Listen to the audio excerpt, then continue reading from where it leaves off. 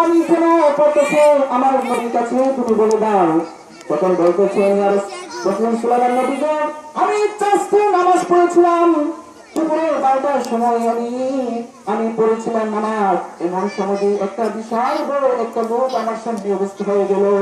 সুবহানাল্লাহ। তখন বলতেছে সুলাইমান নবী গো, এই লোকটা মনে হয় আমার আর যাই ছাড়া কেউ হবে না।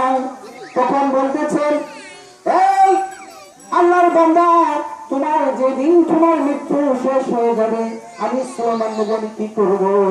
তখন বলতেছে না নবী, আমার মরণের কথা যখন আমি আজকে আমি দেখি বলেছি, আর যখন মরণের কথা যখন আমার মানে স্মরণ হয় আমি সহ্য করতে পারি, সবকিছু আমি যত সহ্য করতে পারি, কিন্তু মরণের কথা আমি সহ্য করতে পারি। সুবহানাল্লাহ।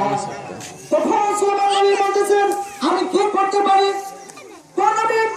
আপনি তো বাতাস আপনার বাধ্য, জিন আপনার বাধ্য, পশু পাখি আপনার বাধ্য।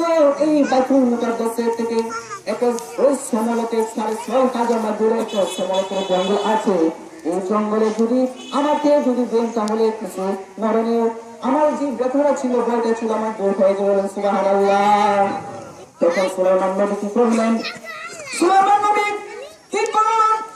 সঙ্গে সঙ্গে ওই বাতাসকে হুকুম করলেন, হে বাতাস, আল্লাহর বান্দারা মরণের খুব ভয় করে, মরণের ভয় করে এই মুহূর্তের মতো বাইতুল মুকাদ্দাস ছেড়ে দিয়ে ওই সমরত জঙ্গলের মধ্যে পালা দিয়ে আসো। বলেন সুবহানাল্লাহ।